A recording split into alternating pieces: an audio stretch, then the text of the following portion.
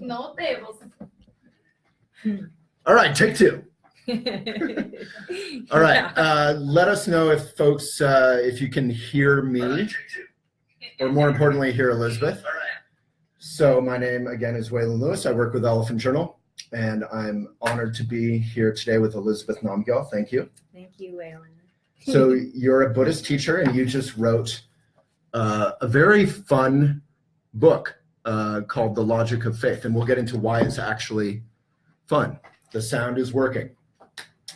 So I did want to start because it's such a beautiful image to me, and I teach about writing a lot. We have a big online writing school. You made a sort of casual comment that you did a lot of the writing of this book. The actual writing of this book happened on horseback. Yeah. Can you tell us about that? A little bit about your process, maybe? Yeah. Well, I've noticed that when I'm moving or doing something active, like when I'm outside or taking a walk, or especially when I'm swimming in water, my mind gets very creative. And you have all those hot springs down in, you live in Crestone? Yeah, I do. Yeah, I go swimming sometimes. And often I have a waterproof pen and paper. Wow. So when I get to the end of the lane, if I have a lot of thoughts, I write it down. Wow. But it really happens. My last book I wrote, walking in the mountains mostly. Yeah, no, it's interesting. So I have a gray mare, Luna Davy, my horse, and I live in a very rural area. So yeah, and on my breaks I would go and just see what comes up. I feel more like a scribe, you know. I go out, I move, things kind of version up in my mind, and then I go home and type them up. That's such a great process because I think it really comes through because a lot of Buddhist books and a lot of books generally it's almost like the writer loses their voice and becomes very serious or academic or has to be a famous writer and tries to be like whatever their favorite writer is. And you're kind of like Pema Chodron for me, very readable, very, not a bad compliment for a Sunday morning, but it's very readable. Oh, I'm very happy. Thank you. Yeah. So why did you choose to focus on faith?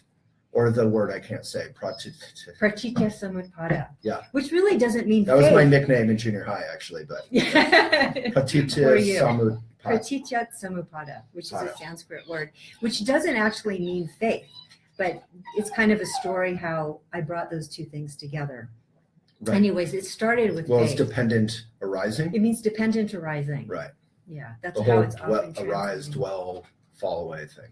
Yeah, it means that everything leans. Right. It means that nothing exists in a vacuum. The world is moving and dynamic because everything is in relationship with everything else. Right. And that's kind of the way the Buddha talked about the genesis of phenomena. And it was one of his first teachings. But the genesis of phenomena will be your follow-up book. Yeah, no, this book is about the genesis of phenomena. It's in here. Okay. In plain, very readable language. It is. It's great. So a lot of us, including myself, sorry. Yeah, please. No, go ahead. I didn't know if you wanted me to talk about faith or. Yeah, well, I was just going to jump into that and throw you a softball. So what? Oh, sorry. A lot of us have a problem with the word faith. You even call it the F word jokingly in here. Yeah. We think of it as sort of blind trust. Yeah. I mean, I don't like the word faith that much. Oh, really? So then perfect. We can have a good conversation. Yeah, so it's a great book for me to read because you kind of redefine faith in a way, or undefined faith. Yeah. So why did you choose to focus on the logic of faith? Yeah, okay. Well, I can talk about the faith part first, and the logic in a way has to do with the pratitya samutpada part. Pratitya samutpada. Pratitya samutpada. Right. Yeah. I was interested in to write about faith because I felt there was something about it that I noticed was bothering me. Mm-hmm. And, when I was very young, I think I have a lot of faith, actually, natural faith, and I think people do.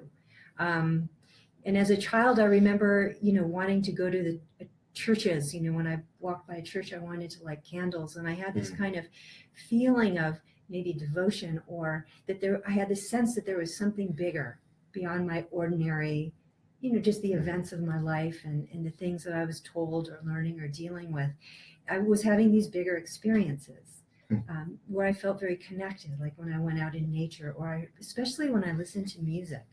I loved classical music when I was young, and it would evoke some sort of bigger experience for me. I'm not saying this as if I'm special. I think this is a very human experience. A lot of children have this. Yeah. You talk about grace as well, this experience Grace. of presence or appreciation. Yeah. So you could call it grace. And I was very aware of it, and so I always pursued it. Throughout my life, I've pursued that.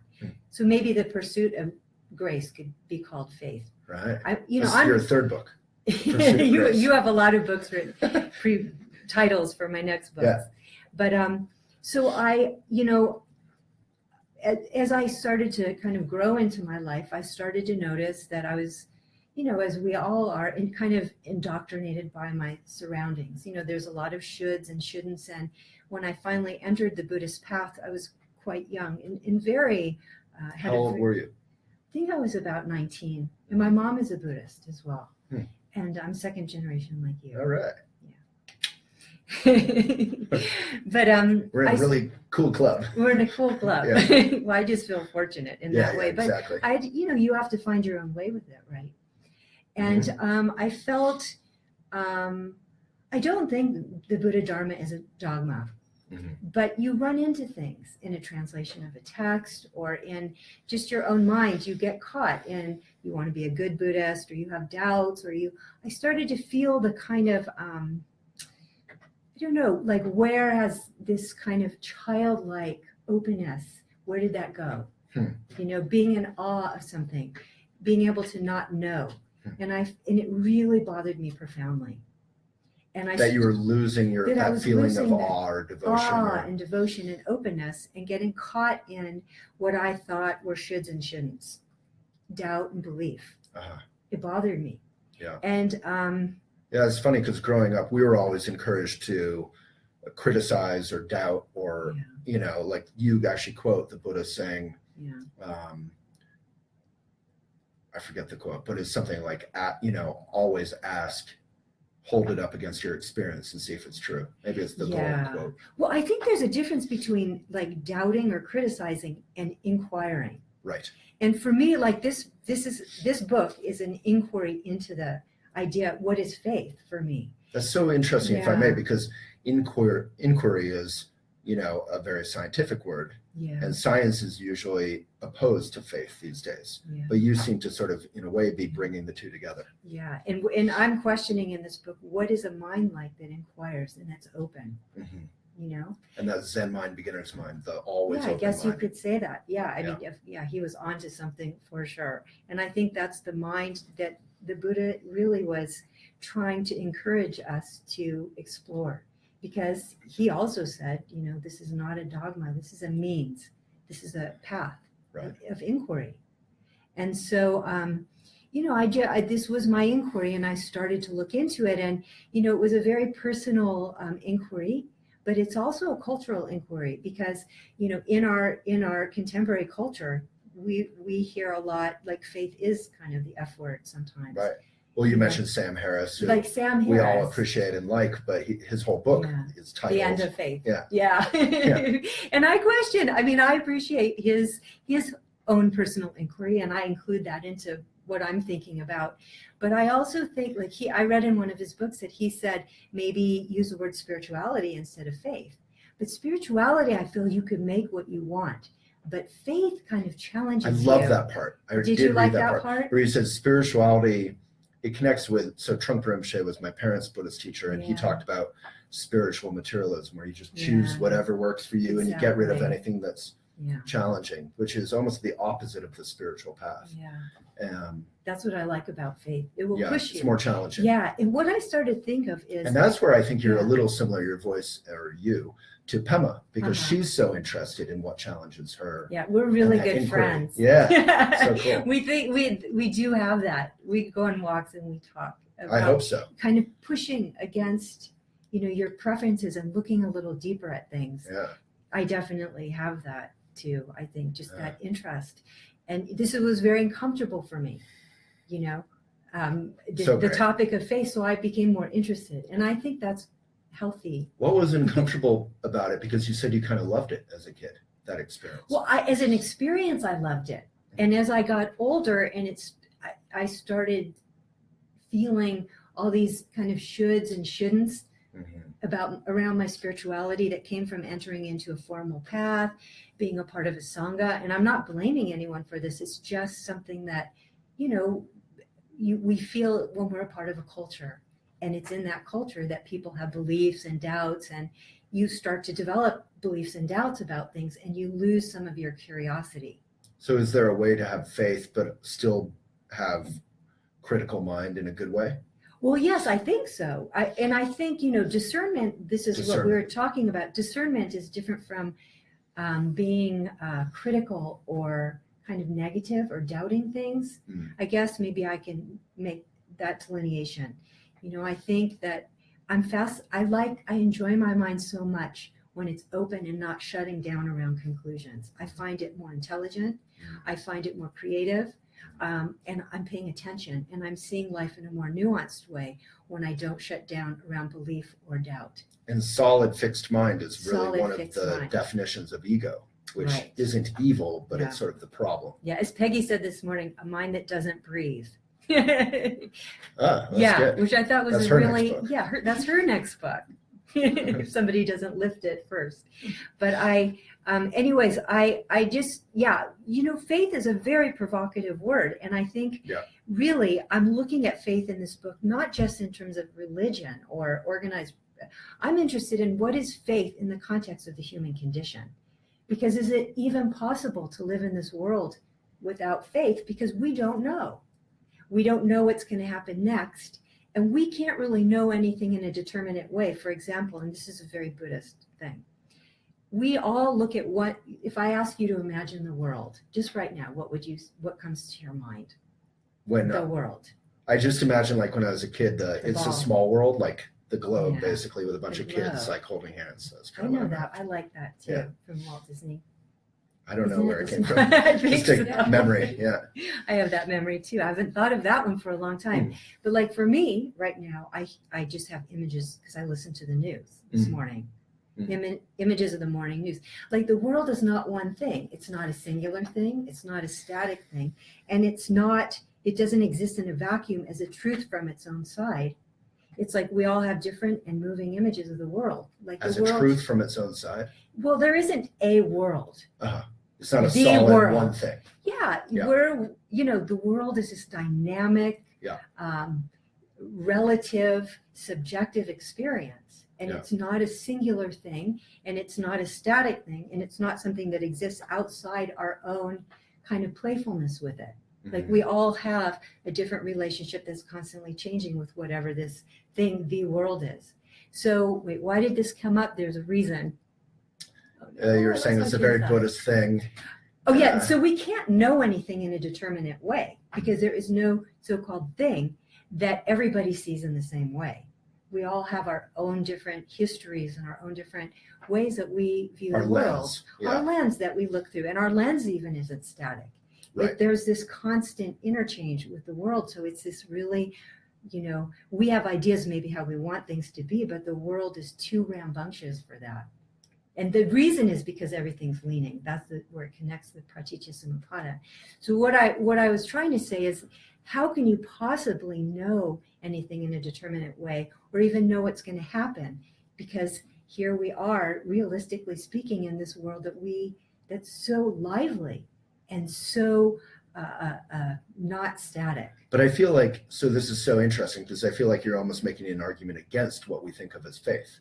You're saying everything's relative and not static, and how can we know? And that is exactly the opposite of what we think of as faith, which is a solid, like, this is my faith. You believe in something. You have your faith. Let's go to war. Let's go to war. It doesn't work, does it? That's why it's so disappointing. You put your faith in something and then it does what it wants. And that's why, the things with the teacher too, this comes up. I mean, this is a deep subject. We don't have to get too into it right now, but we have this idea of what we want our teacher to be. And then when our teacher is human. You're talking about like in the Buddhist tradition. In the Buddhist tradition, or the Pope, or the minister in your church, or your parents, or your friend, or your spouse. Right. my idea is that's kind of a form of fundamentalism, because you're not allowing somebody to be completely human. Like, you already have an idea of what you want them to be. And then when they express themselves in ways that don't work for you, you lose faith and you fall into doubt. So belief and doubt, or what the Buddha called eternalism and nihilism, are just like they keep flipping back and forth. And it's not really possible to faith, because faith is a verb, like faithing. How can you stay open when you have this idea and it's not respectful to life, because it's so static and it's what you want, and it's all based on your preferences, and it's not based in reality, because reality is that everything is moving, and dynamic. So so that's so interesting. Without getting into a whole side thing, you're kind of talking about theism and our relationship to our teachers, and you have a unique perspective into your teacher, and whether Zigar Contrimche is your teacher. Do you consider him your teacher? Totally, my teacher, and my husband too. Yes. So you see behind, if there is any Wizard of Oz curtain, you have no chance to be theistic with him. He's really pushed. He's a part of this reason I wrote this book, because here I have this kind of, marriage isn't easy.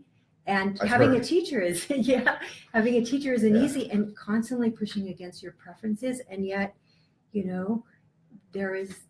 I have a tremendous devotion to him, but it can't be conditioned on what I want and what I think is perfect and what I'm always trying to get for myself. It has to be a bigger, more open system to accommodate life and humanness and all of that. But that's just so interesting, if I may. Like, we all, that's almost like the definition of teacher, is that we put them up on a pedestal. But you have no chance to really do that. I think that's the problem. Exactly, it is the problem. Teachers. And the Me Too movement is exposing and working with that dynamic. There's a lot of areas we can say about the Me Too movement. But just real quick, it's such a unique perspective you have, because you have no chance, I feel like, to fall into theism, because you're married to your teacher, so you see all of him all the time. So what is a relationship with a teacher? What is that devotion without theism? You have to get bigger to accommodate reality, the realness and expression of who someone else is, or what life is, or who you are. It starts with yourself. Like, when you sit to practice, if you can't look at yourself, you can't accommodate the things that make you a little uncomfortable, or where you're stuck, or you can't laugh at that, you can't feel touched by that or heartbroken by that, and see the beauty of who you are at the same time. You won't be able to do that with anyone else. You know what I mean? And I feel like with my teacher, he is an extraordinary person, because he's done a lot of practice, and I think meditation practice, and he's just honest with himself. He's honest with himself. This is how I've learned to look at my own mind, because I'm inspired by how honest he is with his self. You can look at your own mind, you can appreciate, you can have compassion for your own, where you're stuck, your confusion, the heaviness sometimes it arises. We're all just, it's all moving and changing and bubbling up based on causes and conditions, and to just appreciate and be able to accommodate all of it, and the beauty and the pain, and then of life and of your teacher. The teacher is just kind of a metaphor for, you take a teacher so you could see everything like that, and you could see yourself like that, and your own mind like that. And that's why I feel I practice, because then if I could do that with myself and appreciate how my own mind is, I can do that with others, and I can bring that out into the world in a good way, but without closing down around beliefs and doubts. So that's so interesting. Just to touch on that a little bit more, what does devotion look like without theism? I know you already answered that, but that's so, I don't think I've ever actually been able to ask anyone that question as that powerful of a perspective, because you can't have any illusions about Zigar Contrimche. You're married to him. Yeah. But at the same time, you are devoted, and he's still your teacher. Yeah. Well, I totally do. I don't think you can have devotion with and reify You know that word reify, Yeah. like to keep somebody in a kind of static. It's like kingify. I think Kingify, means deify. king. Yeah. You can't have devotion when you do that. Like, you know, when you this is a very basic teaching of the Buddha. I just wanted to add, like, this tendency to reify is called ignorance. We look at something and we think we know what it is, and we think it's limited to the thoughts we have about it. Right. We think it has some kind of objective reality. Right. But it does. Right. Nothing does. So nothing. great. So maybe this is a science. And it's such a relief that it doesn't, right? Or we'd be stuck. We'd be Right. doomed. The fact of the matter is, because everything is relational, relative. Mm-hmm. You know, it can't be stuck. But in not its everything. place. There's absolute and relative. Yeah, but the relative is the expressive nature. It's because this is the Pratitya-samutpada part. The Buddha said because everything leans, like everything is dependent. Can you say that 3 times really fast? Pratitya-samutpada, Pratitya-samutpada, Pratitya-samutpada. That's enlightenment right there. Thank you. I know it's a hard one. Pratitya samutpada. It's getting much Getting better. closer. The TIT part. Yes, you're not Summit. doing well. The TIT excuse part? me, but Pratitya. Pratitya samutpada. Yeah. Anyway, Mom. you can you can master that one. Okay. Anyway. So yeah, so it's this the nature of things is that it's always moving. It's never, because everything leans, nothing can have an objective reality. It takes a while. I mean, I could try to explain. Let me ask a dumb question, because that's my specialty. That's where I shine. So in Buddhism, we're talking about absolute truths or fundamental truths and relative truths. Right. And you're saying everything's relative. Okay, you want me to get into this? I will. This important. It's kind of. I might be the only one who's heart. interested, but yeah, you're saying everything's relative. I'm like, no, Yeah. Is it? Yeah, Really? It's because everything's relative that nothing has an objective existence. It's because it all depends. Because nothing is everything is relative, that nothing has an absolute existence. That's what it means. So you can't separate relative and absolute. You can say, because everything leans, because it all depends who's perceiving it. It's also, everything is made out of parts, so it's always moving. There's no kind of, what's that? Oh, should I do the apple pie example? Let me see if I can. But that's dependent origination that you're talking about. It all depends. thing. Everything is made out of parts. Samutpada. There's not one thing that you can find that's whole. Like people used to think, okay, this is a science thing. I know you want me to say something about science. So it used to be that atom, which means unbreakable in Greek, we thought that was the building block for all everything. But then in the 50s, when they broke it open, a billion things flew out, like gluons and protons and strings, and it was like a particle zoo, they called it. So it's like you look into any one thing and it will open up. You look into an idea, it will open up. You have maybe a idea for an interview, but it will keep opening, but it will never reach any kind of definitive state. Well, Oprah said a great thing that's very Buddhist say? About interviews, which I learned a lot from. She said, prepare. It applies to teaching. Have your note cards, have your notes, read everything. I'm not very good at that part, and then leave it all behind and just talk, just listen. Exactly, just let go and let it happen. Yeah, exactly. So what I'm trying to say, and this is a great teacher, Nagarjuna, took the Buddha's basic teachings and said, do these investigations into, can you find anything that's singular or whole? Right. In other words, I remember this from seminary. Good. Yeah. Can you find table anything that's thing, permanent? the car. Yeah. Like a car is a car. Oh, yeah. Or we use car table, car. like a car is a car. If you take away the tires, it's still a car. If you take away the steering wheel, is it a car? If you take the engine out, is it a car? And so just breaking apart our solid ideas. Yeah, like everything is like a map. Like if you look at I always say you take a map to the trailhead, but when you look at the trailhead, it looks nothing like the map. And then you walk on the trailhead and you find a tree, for example. A tree is just a map for pine needles and pine cones and all this other. It's a concept that we impute like a singular thing. But when you look at anything closely in a very nuanced way, you find that it opens up into more. And our thought process is like that too. It's like Kant talked about that. Yeah, he was the great. Universe in a sunflower thing. Exactly. So it's in this tradition, we have a tradition of analytical meditation, it's called, where you try to find something singular and you can never find it. It just keeps opening and opening. And then you try to find something permanent and you can never find it. Sort of heartbreaking, isn't it? Like, to bring it back to a practical level.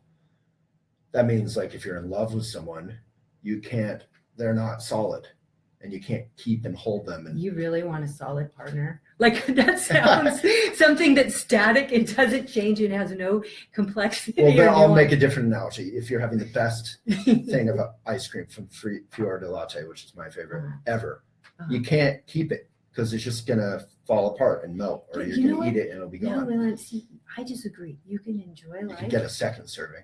No. You can enjoy this opening. Yeah. There's nothing worse than feeling, you don't taste ice cream when you're kind of all holding on to it. Exactly. You Love know? that. So you can enjoy the life, like, when we have, let's talk about relationship. So this tendency to reify or hold on to something and think you know what it is. Kiss the joy as it flies. This is one Kiss of my the mom's. joy. No, it's William Blake. He talks about, this is one of my nice. mom's favorite. Allen Ginsberg has that quote on the plaque at Naropa. Yeah. It's the idea that enjoy life and let go of it at the same time. Yeah. Well, maybe there's also nothing that what you thought was already there is not. See, what this tradition is getting at is that if you really look at anything, it's not what you thought it was, but it's not a denial of the richness. Okay. So things are arising, like that things are leaning makes it that, like, we have efficacy. Like, if everything is leaning, everything we do, we're part of this bigger, very sensitive system of relationships. So everything we do has reverberating effects. Like, everything we do matters, and it's beautiful. And yet it's not what you thought it was, but you wouldn't want things to be singular, permanent, and exist objectively. If the world existed objectively, everything would be inert. Like, it wouldn't move. Things move because they're in relationship. Things are happening. Creativity is happening, and movement and perception is happening. Because, like, right now we're two people. Of course, there's a lot more than just two things here. There's just, like, who you are, which is pretty fathomless. Because, thank you. No, it's true. Because, like, you're just a conglomeration of infinite causes and conditions coming together and just dynamic apart. And moving. Yeah. So who are you is not a singular thing. It's not a permanent thing. And I'm having my own experience of you based on who I am. So there's this playful exchange going on. It's magical. It's like a dance. It's a dance. It's a magic dance. Instead of a fixed. Yeah, who would want fixed? Like, people sometimes. But our egos think we want it when we have something good, like when we fall in love when we're 14 or whatever. We want to hold it and, put a ring on it, that kind of thing, that kind of mentality, right? Well, yeah, I guess it hopefully not, but yeah, no. Well, and then our hearts are broken. It doesn't work usually. It doesn't work, and we're objectifying or reifying somebody. Right. So we don't. Exactly. It's not even real love. It's not. Yeah, we're not really seeing what's there. We don't have a nuanced understanding of who we are, who the other person is, and so So then also you can't allow for the things that are uncomfortable. Right. That's why sometimes you have a relationship and all of a sudden some things come out that you don't really Yeah, you argue over appreciate. breakfast and you're like, yeah, I didn't know this was going to be a part of it. You're not what I thought. You're not perfect. Yeah. So what this does when you start to look at the natural world of relationship is it makes you bigger. It's like we even feel very contracted and small and separate, but we're not. And so when we're able to understand who we are and how to navigate this world of relationship, then we realize there is no solid, singular, permanent thing there, which is understanding the absolute. The absolute just means that the world doesn't lend itself to being known in any one particular way. It's changing. It's not singular. We all see it differently. And, And that's the absolute, that And you everything can't- changes. Yeah. It's open dimensional. That's Herbert Gunther's what do you call it? Translation of the word emptiness, which is the absolute truth, is open dimensional. It means it all depends. You know, it all depends. So that's the absolute, but it all depends is also speaking to the way that phenomena arises interdependently. Because it's interdependent, it's empty. And because it's empty, things can arise. Like if things weren't empty of being singular, solid, and permanent, they would be inert. That's what empty They would be means. static. It doesn't mean nihilistic emptiness. It means No the way. dance And thing. that's why they say about the middle way beyond eternalism and nihilism, Right. because it's like this. You can't say it's this way, and you can't say it's because it's leaning that it's empty. That's and some it's because Nagarjuna right there. He's my man. Yeah. It's neither this nor that, and it's not that or It's whatever it is. stepping out of that whole system Yeah. of dualism. Dualism. And that's what it means by like form is emptiness, emptiness is form, like in the Heart Sutra. Right. Yeah, this is really, really lively, deep, opening stuff. So can I throw a total, this is my activist brain. Okay. When I was a kid living at Carmichaeling in Vermont, which is a Buddhist center, I would walk into, this was before I had grown up in the Buddhist world, but I hadn't really connected with meditation and all that. I loved the culture and the people and the philosophy. And so I would walk into the meditation room and see all these people meditating on a beautiful summer's day. Be like, what are you afraid of? Get out and live. Like, what are you, you're just ignoring, you're hiding. So how does all this good stuff, how is it more than philosophy? How does it actually help people? You know, this world is roiling in suffering. How does it actually apply to life? Yeah. Oh, so much so. I mean, it's true what you say about meditation. You could sit there and do nothing. You know, what does it mean to practice? That's a whole other question. But I guess we could say it means not to reify things. Right. So, for example, I've often used this example. All aggression comes from reification. Solidity. So let me give you an example. So in the military, I know during World War I, they did a study about World War I where they asked, you know, would the soldiers rather, no, let me reframe this. So in the military in general, the people who fight are trained to objectify the enemy. Because if you go out into a war zone and you don't have this feeling that they're an enemy and you start to see that too much of their humanness, like think, wow, that's somebody's son.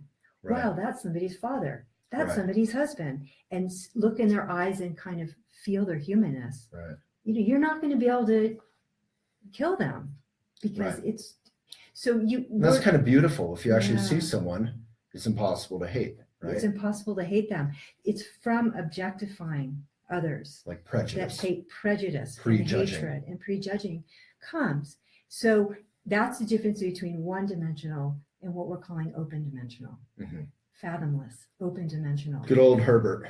Good old Herbert. Yeah. He did some. He was an earlier came up some- translator of a lot of Exactly. Buddhist stuff. So that's not academic or that's not philosophical. Right. That's just the nature of things. Were and you going to talk consciousness. about World War I where they had tea together on Christmas? No, You know but that that's story? a good story. Yeah. Yeah, people saw each other's humanness. They had like armistice. It wasn't Armistice Day, but they had this day where they got out of their trenches. It was Christmas, I think. Uh-huh. And they all like had tea together and That's celebrated true. and toasted each other, the Germans and the British or whoever. And then they went back to their Platoons or whatever. trenches and Trenches. shot at each other the next I day. know. Amazing, huh? I don't know how they did that. That's kind of incredible. It's kind of beautiful, yeah. Yeah, I mean, but it's amazing that they could actually go back then and do it again, you know. Right. I actually don't know my history on what happened the next day, but the war continued. Yeah, the war Yeah. continued. Yeah, so you know what I was going to say before is they after they did this study about World War I, and the soldiers said, you know, that they would rather be shot at than shoot someone else. So the military was unhappy about this. Wow. And they changed the way they trained the soldiers. Then by the time the Vietnam War happened, the opposite answer, when they did that survey again, it was the opposite answer. They'd rather shoot than be shot at. So this Right. is in a book written, it's called On Killing. Colonel, I always forget his name. I should really know that. So then the same is true for attachment, Waylon, in terms of how reification creates more attachment. Like, you know, in advertising, they know this. They try to present a product in just a very one-dimensional way. But we all know that, you know, everything breaks, and Right. like for a car, you know, that its engine could break down, the dashboard will crack, you're going to get tickets, insurance is high. Yeah. So if you start to think of a car in a more open dimensional way, it will kind of give you a more realistic and less like graspy attitude. You might still buy it, but it's like, that's how looking at this world in that kind of way creates all the disturbing emotions. The attachment and all that. The attachment and aggression and all of that. Well, that's some good stuff. It is really good stuff. Really good information. Like, how do we live without knowing that? Because we just get caught in this kind of delusion, you know? Well, all this makes me think of like you talking about Vietnam and how they were able to objectify the enemy and they would rather shoot them than be shot at, which was a flip. Like the Rambo movies made, you know, the Russians, ironically, back then the Republicans loved to hate the Russians, but the Russians and the Vietnamese were evil. Yeah. And Rambo was like American, like shooting them all, like shooting them like a video game. Yeah. They weren't, there was no empathy or pain. You didn't even see them die, really. Same with half the Arnold Schwarzenegger movies, and then when we vilify immigrants now, it's the same thing. You have to think of them in terms like illegal or rapist or whatever it is, so that you can hate them. Yeah, exactly. Or call them a terrorist if it's. That's how it works. And you know, I think this is kind of a form of fundamentalism. It's like whenever you look at something and you think, this is how it is, or this is how they are, and you generalize, and then the feelings start to kind of surge up. This is our own fundamentalism. Like, it happens all the time, even within our own families, or we think we know who someone is, or what's right, what's wrong, you know. The righteous thing. The righteous thing. And then that's fundamentalism. I see it in myself all the time, even though I think I'm politically, you know, like open and liberal. Do you see it in yourself? You get all righteous and solid? Well, you know, less so maybe because I do this practice and I don't like that about myself. Like sometimes I have a point and I think I'm right and I want to prove it. Right. I don't really find that very intelligent, and I don't enjoy my mind like that. And I don't enjoy that in others, this feeling that rightness is right. Like, you know, sometimes when that's what people love to hate about vegans. I'm vegan. Are you one of those righteous ones? I hope not. I usually say it's none of my business whether you're vegan or not. That's your choice, but I'll talk about it if you want to ask about it. Yeah. That's a good way to do it, because because it is your choice whether I like it or not. It's none of my business. Yeah. I mean, even if I think it's righteous, it's not. I can't decide for you. Yeah, exactly. But it can get really subtle. Like, it can get just, you see someone and you think you know who they are. Like there's no kind of humility or wonder, which is just, to me, that's what I mean by fundamentalism. Does that make you a better parent? Yeah, I think it informs me. It informs me. And I see when I get like that worried, or I think I know who my son is. Yeah. I actually don't a lot of the time. I was thinking that would be delightful if I had parents. I mean, my mom was awesome, but if I had parents who, if I'm a kid and I had parents who didn't know who I was and allowed me to surprise them or just be myself, it's kind of cool. It's respectful. It's respectful to be like that, I think. Yeah. Do we have any online questions? If folks ask questions, Elizabeth will give you a solid, correct answer. See, I don't believe in answers, but responses maybe. Yes. And CJ, you could read them if you see any. Anything in here? I mean, there's so much. There's one great example, just to talk about that solidity one more time versus the other stuff. Pratitya Samhitada. You did it! Really? Yeah. That was good. Wow. Someone wants to know, they're curious about the apple pie analogy. Oh, Peggy. Okay. I'll say something Gary. about that. His name is Gary. Hi, Gary. There's an apple pie analogy in my book. And it was on the chapter where I'm talking about that if you look, you'll never find something that's autonomous, that exists in and of itself without other elements.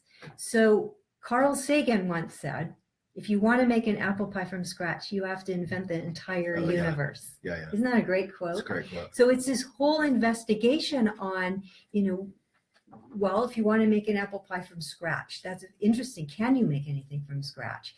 I guess from scratch means, you start with flour and eggs, and instead of using Betty Crocker's like style crust or whatever. Right. But then when you start looking into all those elements, you find that, wow, where does that come from? So to even get wheat, you have to, buy a horse and a plow or some machinery and plant it and harvest it. And earth. You have you have to have water good earth and sun and clouds. Exactly. So if you start, and then you look at the history of wheat, it's very interesting. I just, touched upon that in my book, but the history of wheat, where it came from, and how did a human being even look at a wheat plant and say, wow, we could do something with this, and then how that proliferated, and, how they figured out how to bake bread, and looking at the people who harvest the wheat and their whole background.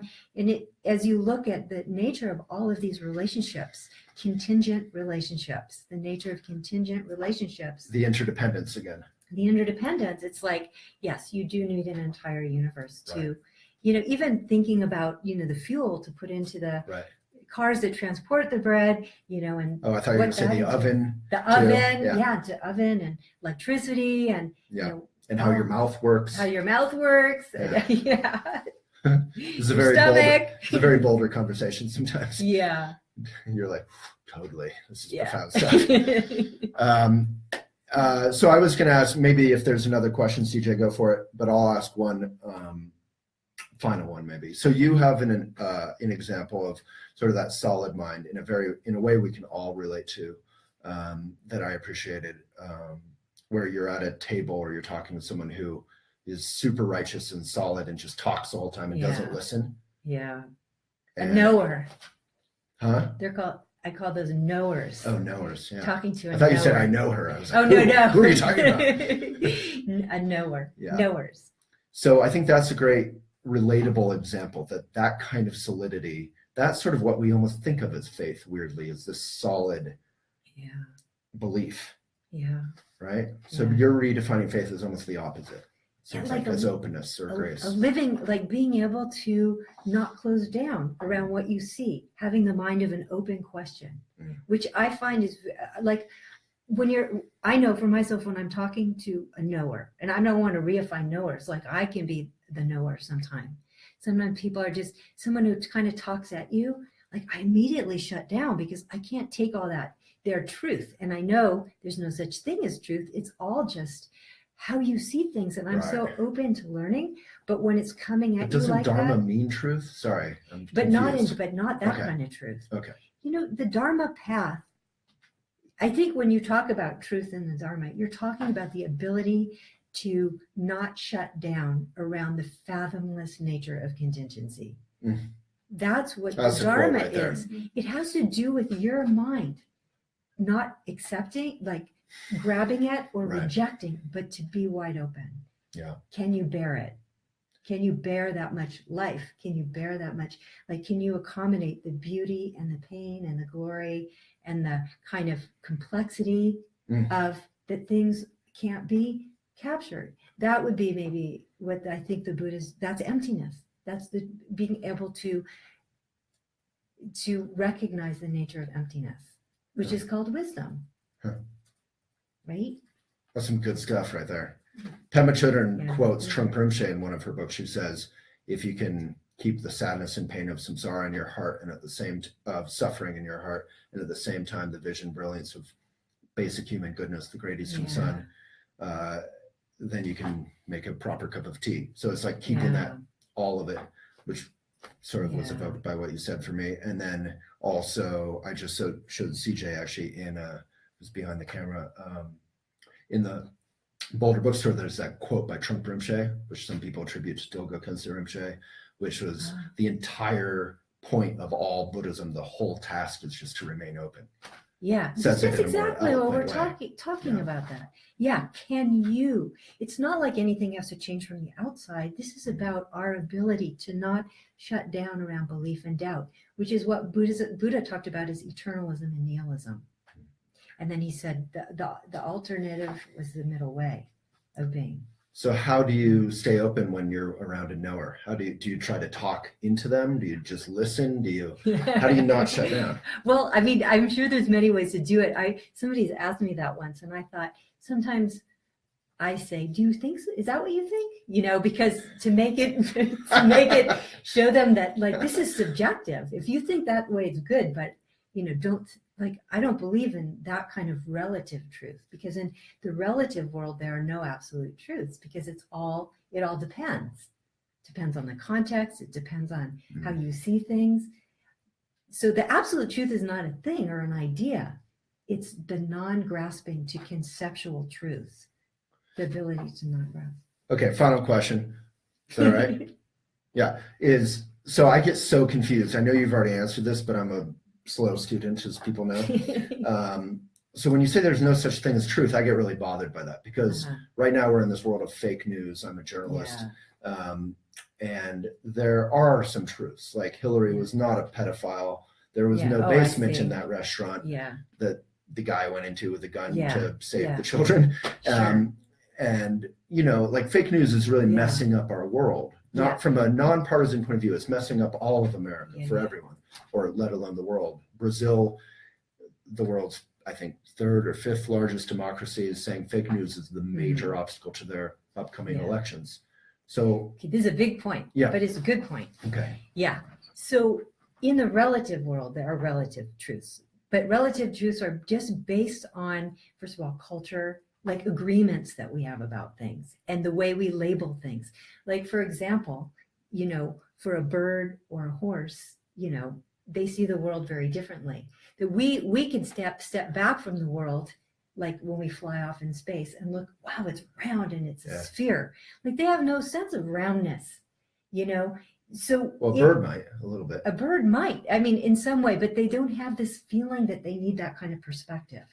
Like, so what I'm saying is we have agreements. We also have this kind of fundamental longing for happiness and freedom from suffering. And that's, as practitioners, and it's really great you brought this up, as practitioners, that's kind of our baseline for activity, because we know what suffering is, we know what happiness is. And then as a practice, in terms of our activity, we want to navigate the world to bring joy and happiness. And we understand what that means because we feel it.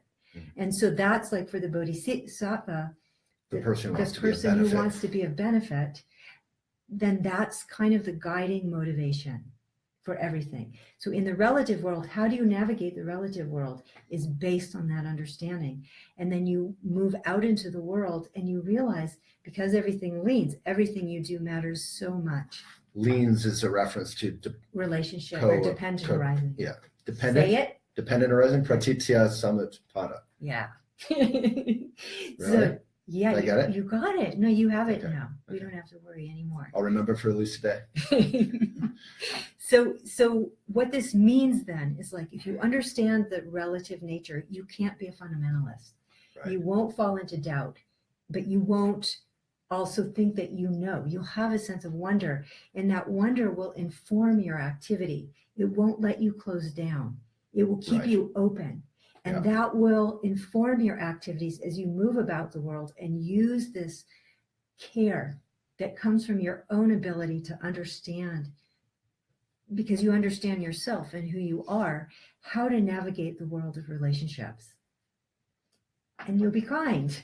Yeah. Naturally, because you won't be reifying them. Right. You'll just be kind and touched and respectful, and let them be human, and do whatever you can to respond to suffering in the world, which we all have to do.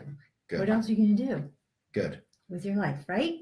Well, right. Because when I read stuff like Buddhist stuff, I'm always like, so the point has to be the bodhisattva path to help others. Otherwise, like, what are we talking about? Action. Right. 100%. Right. Well, thank you so much for your time and your generosity and your fun. eloquence and you keep it moving. your openness. Yeah, thank you. This was fun. I appreciate I don't think you're stupid at all. Thank I thought you had great questions. Thank you. Provocative. Yeah. Okay. Well, thank you. Elizabeth Namgyal, her book, The Logic of Faith. Check it out from Shambhala Publications. And yeah, if you appreciated her, let's not shut it down quite yet. Give it a like or a love or a funny faced emoticon. That'll help it get out beyond the choir. So thank you again. Thank you, Waylon. All right. The Logic of Faith, Elizabeth Namgyal. Okay.